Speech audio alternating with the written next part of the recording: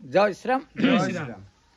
जे तो कह कथा जे सीता माँ को पुनर्बार वनवास से कहीं गले प्रथमे आप बुझ रामायण हूँ गोटे तत्व मु तत्व को कहूनी ना तत्वर एंड जो राम ठाकुर आसी राजा हेले सीता माता पाखे बसिले यही रामायण आउपर आ रामायण ना जो मूल रामायण जो अच्छी एतिक रामायणटा सरी किंतु बहुत लोक निज द्वारा लेखिकी एगुड़ा सब कर बुझेगा ना जमी मालिका को बहुत लोक लेखिकी अपभ्रंश कर रामायण भी अपभ्रंश अर्थात से ना से प्लट बिल्कुल रामायण भीतर ना तत्व तो ना कौटू आस अच्छा जदि नाही पुणी जो चरित्र आकार रे हमहु सब देखा जाई चरित्र से लोक चरित्र को देखिकी से करना लाइक करुच्ची किंतु आमको कौन लाइक कर कहीं तत्व कहीं लाइक कर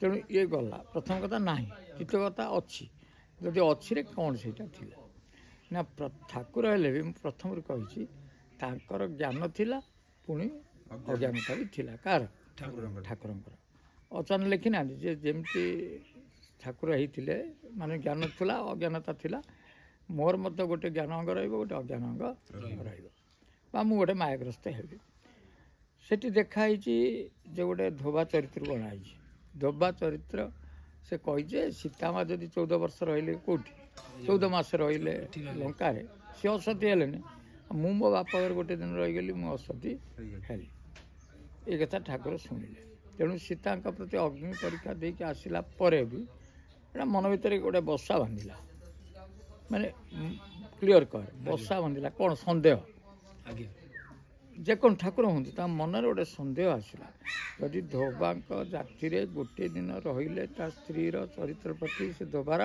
कौन आसी जा सन्देह तेणु ये 14 मास रहा मोर कौन सन्देह आसी पूरे देला ना ना तर ये क्लीयर कथा कहूँ नरिया शुण ये रागिला बेलू किए समस्त रोगौच ना ना जड़े लोभ कला बेलू समस्त लोभर पकाउच ना ना तेणु आश्रम माने कौन तुम रागिबा नथिबा लोक आ लोभ नथिबा लोक रहिबा दरकार नले आश्रम तो संसार टू आहुरी जंजाल जदि कथाटा हूँ से क्रोधटा आम भर पूरी दौर ना जिते आम ज्ञानी हो क्रोधटा पूरी दौर तेणु क्रोधी लोक तेणु क्रोधी लोक दुईटा हुए जदि लोभरे क्रोध कर जदि लोभ थी से निश्चित भाव में क्रोध प्रकाश कर लोभ ही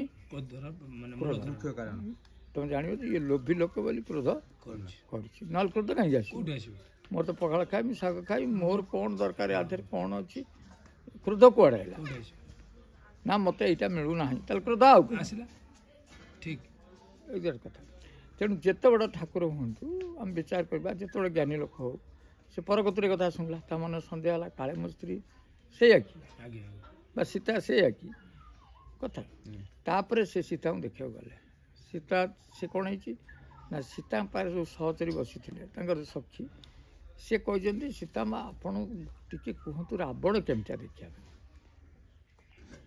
देख सब गोटे कालर व्यतिक्रम ना ना ये आकार सन्देह होगा से कही रावण केमती देखा सी सब बहुत थिला कला तो तेणु रावण मूर्ति टी से आंकी जो आंकीदे पूरा रावण से तो कालग्रास करुना केमती राम को नहीं जा पुणी कौटी वैकुंठपुर तेणु गोटे गोटे त्याग कले तो जी ना केमती सीता को नहीं जी ना लक्ष्मण को लेकिन जी ना क्या नहीं जी तेणु निद्रा घाड़ीदेला तो निद्रा घाड़ीदेला से तारी पर शोई पे निद्राटा शोई चल ठाकुर आसी देख रावण चित्र उपर सीता माँ शोई सन्देह के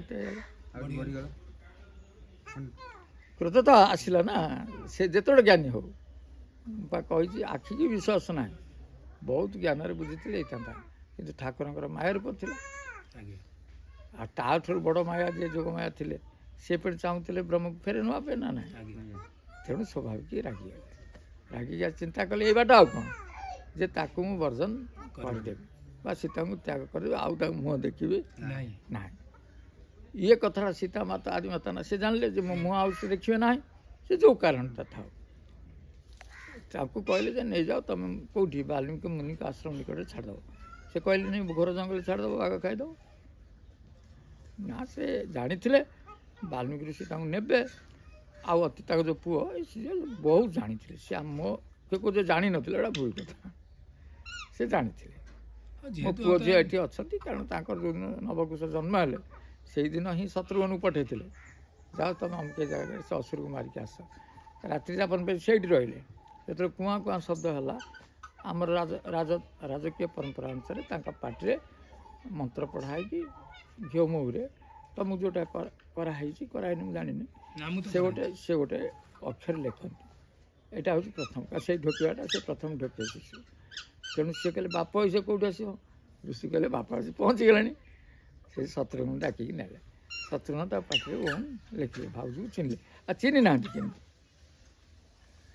ସେ ଜାଣିଛନ୍ତି ଏ କଥା କେମିତି ଜାଣିନାହାନ୍ତି ଦ୍ୱିତୀୟ କଥା ଯଦି ନ ଚିହ୍ନିଥାନ୍ତେ ବା ଏ କଥା ଘଟଣା ନ ହେଇଥାନ୍ତା ଯେତେବେଳେ ତାଙ୍କୁ ଯୁଦ୍ଧ ପାଇଁ କହିଲେ ନା ଫାଇନାଲ ଯୁଦ୍ଧ ନା ରାମ ଆସିଲେ ଆମେ ଘୋଡ଼ା ଛାଡ଼ିବୁ କୌଶଲା କହିଲେ ତମେ ରାମ ଯାଉନ ଛୁଆଟିଟା ତ ହୁଙ୍କାର କରି ଡାକୁଛନ୍ତି ତୁମ ଯୁଦ୍ଧକୁ ଯାଉନ କେମିତି ସେ ଗଲେ ଯୁଦ୍ଧରେ ତାଙ୍କୁ ହରେଇଦେଲେନି ତାପରେ ବାଲ୍ମୀକି ଋଷି ସୀତାମା ସବୁ ଆସିକି ସେ କଥା ସମାଧାନ ହେଲା ସେ ଛୁଆ ବି ଜାଣିଲେ ଇଏ ଆମ ବାପା ବା ତାଙ୍କୁ ଲୁଚେଇକି ଇଏ କହିଲେ ଇଏ ରାଜା ତାଙ୍କ ସହିତ ଲାଗିବା ଦରକାର ନାହିଁ ତାଙ୍କ ଘୋଡ଼ାଟା ତାଙ୍କୁ ଦେଇଦିଅ ଏଠି ଯେତେବେଳେ ତା ମା ପଚାରିଲେ ଆସି କହିଲେ ରାମ କ'ଣ ସେ କଥା ନା ସେ ସବୁ କହିଲେ ଆରେ ତୁ କହ ସୀତାଙ୍କୁ କ'ଣ ତ୍ୟାଗ କରିବା ତୋର ଠିକ୍ ଥିଲା ସନ୍ଦେହଟାକୁ କେମିତି କହିବ ମା ଆଗରେ ରାମ ଠାକୁର କେମିତି କହିବେ ସନ୍ଦେହଟା ମୋର ଥିଲା ସେ ଅଗ୍ନି ପରୀକ୍ଷା ଦେଇକି ଆସିଲା ପରେ ସନ୍ଦେହ ହେଉଛି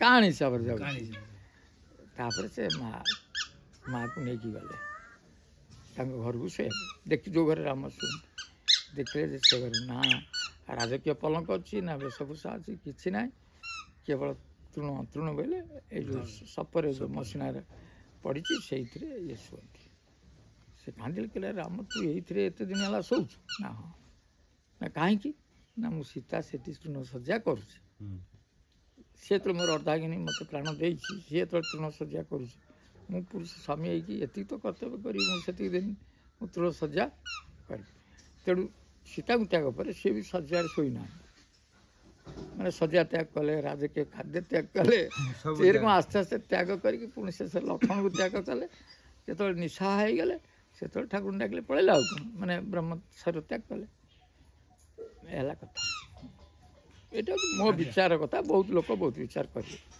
ଦ୍ୱିତୀୟ ହେଉଛି ତାଙ୍କୁ ମର୍ଯ୍ୟାଦା ପୁରୁଷ କାହିଁକି କୁହନ୍ତି ନା ସେ ମର୍ଯ୍ୟାଦା ପୁରୁଷ ଏଇଥିପାଇଁ ତାଙ୍କ ପାଖରେ ଅଧିକାର ଅଛି ଶବ୍ଦ ସେ ତାଙ୍କ ଜୀବନରେ କୌଣସି ନାରୀ ମୁହଁ ଚାହିଁନଥିଲେ କୌଣସି ନାରୀ ମୁହଁକୁ ଚାହିଁ ନାହାନ୍ତି ସେଇଭଳି ପୁରୁଷ ହେଉଛନ୍ତି ରାମ ଏକ ନାରୀ ବ୍ରତ ରଘୁବର ଖେରା ଲକ୍ଷଣ ସୁଯୋଗ ତୁମ ଶୁନେଉ ଘନେରା ଯେ ଏକ ନାରୀ ବ୍ରତ ରଘୁବର ଖେରା ସେ ପରମ୍ପରାରେ ବହୁ ନାରୀ କରୁଥିଲେ ଏ ଗୋଟେ ସୀତାଙ୍କୁ ବିବାହ କଲେ 4 ଭାଇକି ସେ ଗୋଟେ ସ୍ତ୍ରୀ ଦେଲେ ଯେ ଆଜିଠାରୁ ଗୋଟେ ଭଲ ପରମ୍ପରା ହେବ ଯେ ଗୋଟିଏ ପତ୍ନୀ ଆମେ ଗ୍ରହଣ କରିବା ସେ 4 ଭାଇ ବି କାହା ମୁହଁ ଦେଖିନାହାନ୍ତି ଠାକୁର ବି କାହା ମୁହଁ ଦେଖିନାହାନ୍ତି କାହାରି ମୁହଁ ଦେଖିନାହାନ୍ତି ସବୁବେଳେ ମା କହି ପାଦୁକ ନେଇଛନ୍ତି ସେ ପୁରୁଷ ହେଉଛନ୍ତି ତେଣୁ ମର୍ଯ୍ୟାଦା ପୁରୁଷ ମର୍ଯ୍ୟାଦାର ଆକ୍ଷରିକ ଅର୍ଥ ଯେ ଦ୍ୱିତୀୟ ନାରୀର ମୁହଁ ସେ ଚାହିଁ ନଥିଲେ ହଁ ସେଇ ପାଇଁ ହିଁ ସେ ମର୍ଯ୍ୟାଦା ପୁରୁଷ ତୃତୀୟ ହେଉଛି ଆଉ କ'ଣଟା ଆଉ କିନ୍ତୁ ଅପୋଜିଟ୍ ହେଉଛି ଆପଣ ଦ୍ୱାପରରେ କୃଷ୍ଣ ଓଲଟା ଆଉ କଥା ହେଉଛି ଆଉ କହିଦେଉଛି ଯେ ପ୍ରଥମ ହେଉଛି କୁମ୍ଭ ମେଳା ଯେ କୁମ୍ଭ ମେଳାକୁ ଯାଇଥିଲେ ସବୁ ସ୍ନାନ କରିକି ଆସିଲେ କୁମ୍ଭ ହେଉଛି କ'ଣ ଆମର କୁମ୍ଭଜ ଋଷି ସବୁ ଶୁଣିଥିବ ଅଗଷ୍ଟିନ କୁମ୍ଭଜ ଋଷି କୁମ୍ଭ ହେଉଛି ଶରୀର ଘଟ ପ୍ରଥମରେ କହୁଛି ଶରୀରଟା ହେଉଛି ଘଟ ଏଇ ଶରୀରରେ କି ପାଣି ଅଛି ଏବେ ପାଣି ବୋଇଲେ ମାୟା କି ପାଣି ଅଛି କାମ କ୍ରୋଧ ଲୋଭ ଯେତେ ଯାହା ଖରାପ ପାଣି ପଇଛି ନା ମାୟା ଗୁଡ଼ା ପଶିନି ତେଣୁ ସିଏ କହିଲେ ଯେ କୁମ୍ଭ ମେଳା ମାନେ ମଣିଷମାନଙ୍କର ଯେଉଁମାନଙ୍କର ପାପ ପୁରିକି ରହିଶ୍ୱର ନା ତମେ ସେଠି ଯାଇକି ବୁଡ଼ ପକାଅ କେଉଁଥିରେ ତ୍ରିବେଣୀରେ ଅର୍ଥାତ୍ ଗଙ୍ଗା ଯମୁନା ସରସ୍ୱତୀ ସେଠି 144 ବର୍ଷରେ ହଉ ଯେତେ ବର୍ଷରେ ଥରେ ସେ ବାଇନ ହୁଏ କେଉଁ ହିସାବରେ ପୃଥିବୀ ହିସାବରେ ନା ନାଇଁ ତେଣୁ ତମେ ସେଠି ସ୍ନାନ କଲେ ତାହେଲେ ସେଠି କ'ଣ ଆଣିବ ନା ସେଇ ଯେଉଁ କୁମ୍ଭରେ ଶରୀରରେ ପବିତ୍ର ଜଳ ନେଇକି ଆସିବ ଏତ ଆଉ କ'ଣ ହଁ ଆମର ଏ ଜିନିଷଟା ବାହାରିଗଲା ଆଉ ପବିତ୍ର ଜିନିଷଟା ଆମ ଭିତରେ ପଶିଗଲା ପଶିଗଲା। ତେଣୁ 99 ଭାଗ ଲୋକଙ୍କ ପାଇଁ ଏ ବ୍ୟବସ୍ଥା ଅଛି। ସେ ଯିବେ, ତାଙ୍କ ମନ ଭିତରେ ଆସିବ ଯେ ମୋ ଭିତରେ ଆଜି ସବୁ ପାପ ଧୋଇଗଲା, ଆଜି ଏ 3 ନଦୀର ଜଳ ମୋ ଭିତରେ, ପଶିଗଲା 3 ନଦୀର ଜଳ ମାନେ ତ୍ରିଗୁଣର ଧାରା ମୋ ଭିତରେ ପଶିଗଲା, ମୁଁ ଉଦ୍ଧାର ପାଇଯିବି। ଆଜ୍ଞା କେଉଁ ଗାଧେଇ ପଡ଼ିଲେ ହେଉଛି ନା ନା ସେ ଘଟରେ ନେଇ ଆସୁଛି କି? ନା ତମେ ଯେଉଁ ଲୋକ ଆସିଥିଲେ ଗାଧେଇକି ତାଙ୍କୁ ଜଣେ ପଚାରିବ ତାଙ୍କର ସେ କାମ କରିଦେଲେ ଅଛି ନା ନାହିଁ? ଅଛି ନିହାତି ଅଛି କ'ଣ ତମ ପାଖରେ ଯାଇଥିଲେ ଲୋକ ହଁ ଏଇ ପଦକୁ ଯାଇଥିଲି। ସେ ତାଙ୍କୁ ଦେଖୁନ ତାର କାମ କରିଲ ନାଇଁ କେମିତି ଯିବ? ଯେଉଁ ବ୍ରହ୍ମାଣ୍ଡରେ ଯେମିତି ହେଇଛି ସେଇ ସମୟଟା ବାହାରୁଛି, ଏଠି 3 ନଦୀ ମିଶୁଛି, ସେଟା ପିଣ୍ଡରେ ବି 3 ନଦୀ ମିଶିଛି ମିଶୁଛି। ସେଇ 3 ନଦୀ ଯେ ପିଣ୍ଡରେ ଧରି ପାରିଲା ତାହେଲେ ସେ ମୁକ୍ତି ହେବ। ଅର୍ଥାତ୍ ସେଠି ସେଇ 3 ନଦୀ, ଏଠି ସେଇ 3 ନଦୀ। ତେଣୁ ଏ ସ୍ନାନ କରାଯାଏ। ଆଉ ଆକୁ ଜାଣିଥିବା ଲୋକ ଆଉ କୁମ୍ଭକୁ ଯାଇ ଆହୁରି ଭଲ କଥାଟା ବୁଝିଗଲା। ଯେ ବର୍ତ୍ତମାନ ସେ ଧର ବର୍ତ୍ତମାନ କହୁଛନ୍ତି ମାନେ କ'ଣ ଢେଙ୍କାନାଳରେ ଠାକୁର ଆସିଲେ ସେଠି ଶୂନ୍ୟ ମନ୍ଦିର ଅଛି, 4 ଦ୍ୱାର ବନ୍ଦ ଅଛି, ଘଣ୍ଟବାଦ, ଏଇ ଯେଉଁ କଥା ଏଇଟା କଥା ସେ କହିବେ, କାରଣ ସେୟା ତ ପ୍ରାକ୍ଟିକାଲ ଦେଖାହେଉଛି ବାହାରକୁ। ତେଣୁ ଆମ ଶରୀରରେ ଢେଙ୍କାନାଳ ଅଛି ନା ନାହିଁ? ଆଜ୍ଞା କେଉଁ ଢେଙ୍କାନାଳ? ବ୍ରହ୍ମରନ୍ଧୁ ଢଙ୍କା ହେଇଛି ନାଳ ଅଛି ନା ନାହିଁ? ଢେଙ୍କାନାଳ ଏ 4 ଦ୍ୱାର ବନ୍ଦ ଅଛି ନା ନାହିଁ? ଆମେ ଯେତେବେଳେ ଶୂନ୍ୟକୁ ଯିବା ଏ 4 ଦ୍ୱାର ବନ୍ଦ କରିବ ନା ନାହିଁ? ହଁ ବନ୍ଦ ଯେତେବେଳେ 4 ଦ୍ୱାର ବନ୍ଦ କଲ, ଢେଙ୍କାନାଳର ଢଙ୍କାଟାକୁ ଖୋଲିଦେଲ, ତାହେଲେ ତମେ ଶୂନ୍ୟକୁ ଯିବ ନା ନାହିଁ? ଏହା ହେଉଛି ତତ୍ତ୍ୱ। କିନ୍ତୁ ସେ କହିବେ ନା ଏଇଠି ଆସି ଦର୍ଶନ କର, ତମର ହେଇଯିବ। କେମିତି ହବ? କଥାଟାକୁ ବୁଝ। ଜଣେ ଯାଇକି ଦର୍ଶନ କରିବା ଆସୁ କିଛି ସମୟ ତା ମନ ପବିତ୍ର ହେଇପାରେ, କିନ୍ତୁ ସଂସାରକୁ ଫେରିଲେ ସେଗୁଡ଼ା ମାଡ଼ି ବସିବ ନା ନାହିଁ? ଅର୍ଥାତ୍ ତମେ 4 ଦ୍ୱାରକୁ ବନ୍ଦ କରିବା ଶିଖ, ଆଉ ଢେଙ୍କାନାଳ ବା ଢଙ୍କାନାଳକୁ ଖୋଲ, ତାପରେ ତମେ ଶୂନ୍ୟରେ ବିହାର କରିବ କ'ଣ ଶୂନ୍ୟ ନା ଅଗ୍ନି ଜାଳିଥିବେ ଦେଖ ଚାରିପଟରେ, ହେଲା ନା ନାହିଁ? ବା ଘଣ୍ଟ ବାଜୁଛି ଗୋଟେ ସେ ଶବ୍ଦକୁ ଶୁଣ। ସେ ଶବ୍ଦକୁ ଶୁଣିଲେ ଶୂନ୍ୟତାକୁ ଯିବ। ଆଉ ତମକୁ ଶୂନ୍ୟତାକୁ ମୁଁ କେମିତି ନେଉଛି? କୌଣସି ଗୋଟେ ଶବ୍ଦ ମାଧ୍ୟମରେ ନେଉଛି ଆଜ୍ଞା ନା କେମିତି ନା ନେଉଛି? ଠିକ ସବୁର ତତ୍ତ୍ୱଟା ଅଛି ଅଛି। ଏଇ ଦେଖୁନା କାମାକ୍ଷୀ ବଟ ପାଇଁ ଏଇ ସେ କିଏ ଗୋଟେ କହିଲେଣି ବାବା, କିଏ ଗୋଟେ କୁମ୍ଭମେଳା କଲେଣି ସେଠି। ଆରେ କୁମ୍ଭମେଳା ମାନେ କେମିତି ତମେ ବ୍ରାହ୍ମଣ ନଦୀରେ କୁମ୍ଭମେଳା କରିକି ଲୋକଙ୍କୁ ଉଦ୍ଧାର କରିଦେବ? କରିଦବ।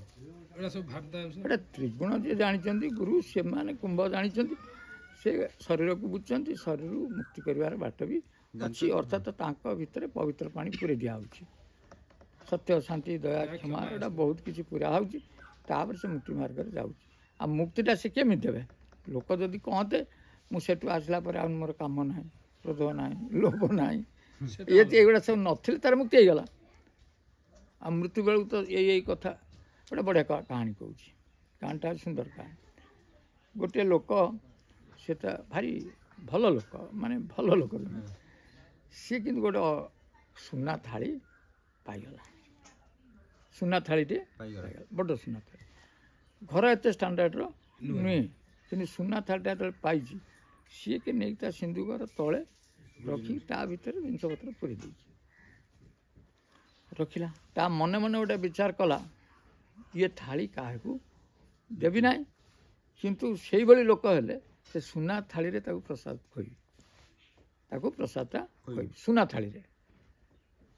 ସେଠୁ ସେ ଦିନେ ବାବା ଜଣେ ଆସିଲେ, ବାବା ଆସି ଅତିଥି ହେଲେ, ସେଠି କହିଲେ ପ୍ରସାଦ ସେବା ହେଲା। ସେଠି କହିଲେ ପ୍ରସାଦଟା କେଉଁଥିରେ ଦେବି?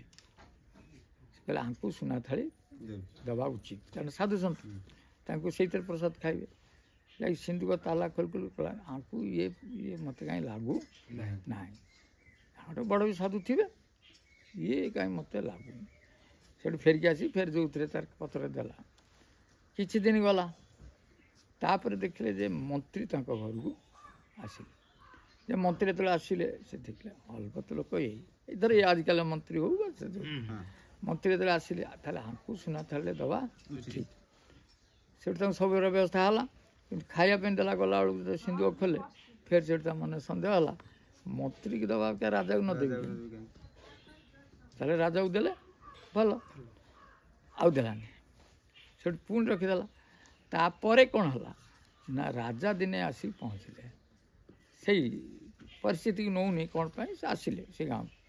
ଆସିଲା ପରେ ସେ ତ ଅତିଥି ଖୁଆନ୍ତି, ତେଣୁ ତାଙ୍କ ଗାଁ ବାଲା ସବୁ କହିଲେ ଚାଲ ତାଙ୍କରି ଘରେ ପ୍ରସାଦ ହେବ, ରାଜା ମୋ ଘରକୁ ଆସିଲେଣି, ବଡ଼ କଥା ନା ନାହିଁ। ସେ ବୁଝିଲେ ଯେ ରାଜା ଗୋଟେ ଅନ୍ୟ ରାଜ୍ୟ ଦ୍ୱାରା ପରାସ୍ତ ହେଇକି ଧନ ସମ୍ପତ୍ତି ହରେଇ ସାରିଲେଣି, ଅର୍ଥାତ୍ ପ୍ରଜାମାନଙ୍କଠୁ କର ନେବା ପାଇଁ ଆସିକି କର ବ୍ୟବସ୍ଥା କରାହେଉଛି, ଆଉ ଥରେ ପୁଣି ରାଜ୍ୟକୁ ଚଳାଇବା ପାଇଁ। ସେତେବେଳେ ଆସିଲେ ଇଏ ଭାବିଲା ଏ ରାଜାକୁ ଦେବା ଠିକ୍, ବୁଝିଲେ, ବହୁତ ଭାବିଲା। ସେରକମ ସବୁ ରୋଷେଇ ହେଲା, କିନ୍ତୁ ପୁଣି ସିନ୍ଦୁକ ଖୋଲିଗଲା ମନେ ପଡ଼ିଲା, କହିଲା ଏଇଟା ତ ସର୍ବରା ରାଜା, ହାରିଯା କଣ ଇଏକୁ କି ଦେଲେ କ'ଣ ଲାଭ, ଇଏ ତ ନେଇ ପଳେଇବ। ଆଜ୍ଞା କିନ୍ତୁ ଜଣେ ଯଶସ୍ୱିନୀ ରାଜାକୁ, ଯେଉଁମାନେ ଯଶ ଅର୍ଜନ କରିଥିବେ ତାଙ୍କୁ ଦେବା।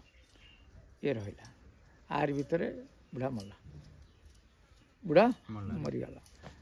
ଆଉ ଏ କଥା କହିନି ପୁଅକୁ ଯେ ଏଇଠି ଗୋଟେ ସୁନା ଥାଳି ଅଛି, ଆମ ବି ସିନ୍ଦୁକ ଅଛି, ଖାଲି ଲୁହା ବଜେଇଛି ନା ନାହିଁ, ତାଙ୍କ ଆଉ ଇଏ କଥା କାହିଁ ପୁଅ ବୁଝିବ ଯେ ତା ଭିତରେ ଗୋଟେ ସୁନା ଥାଳି ରହିଲା। ଇଏ ଯେତେବେଳେ ବୁଢ଼ାର କାମଦାମ ସାରିଲେ, ବେଳେବେଳେ ସିନ୍ଦୁକ ଖୋଲନ୍ତି ଅମକେ ଦିନ, ଖୋଲୁ ଖୋଲୁ ଇଏ ଥାଳିଟିକି ପାଇଲେ। କଳା ହେଇଗଲାଣି ସେତେବେଳକୁ ନା ନାହିଁ, ରହି ରହି ରହି ରହି କଳାଟା ହେଇଯାଇଛି।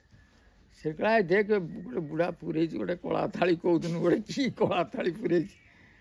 ହଁ କହିଲା କ'ଣ ଦେବ ସେ ଥାଳିଟାକୁ, କହିଲା ନା ମ ଆଣିଛ ତ କାରବାର କରିବା ନା ଆଉ କ'ଣଟା କରିବା। ସେଠୁ ତାଙ୍କର ଗୋଟେ ଆମ କୁକୁର ଭଳିଆ ଥିଲା, ସେଇ ଥାଳିରେ କୁକୁରକୁ ଖାଇବା ପାଇଁ ଦେଲେ। କୁକୁର ତାର ଖାଇଲା ସେଇ ଥାଳିରେ, ଆଉ ସୁନା ଥାଳିରେ ଖାଉଛି ଆଉ ସୁନା ଥାଳି ଦେଖା ହଉନି ନା, ଉପରେ କଳା ହେଇଯାଇଛି, ସେ କୁକୁର ଖାଇଲା। ସବୁଦିନ କୁକୁର ତାର ସେଇ ଥାଳିରେ ଖାଇଲା। ତେଣୁ ଆମ ଶିକ୍ଷାଟା କ'ଣ ମିଳିଲା, ଆମେ ଯଦି କାହାକୁ ନ ଦେବ, ଭଲ ଅର୍ଥରେ ବି ନ ଦେବ, ତାହେଲେ ଶେଷଟା କିଏ ଖାଇବ ଜିନିଷ, କୁକୁର ଖାଇବ ନା ନାହିଁ, ଏଇଟା ପ୍ରାକ୍ଟିକାଲ ସତ୍ୟ।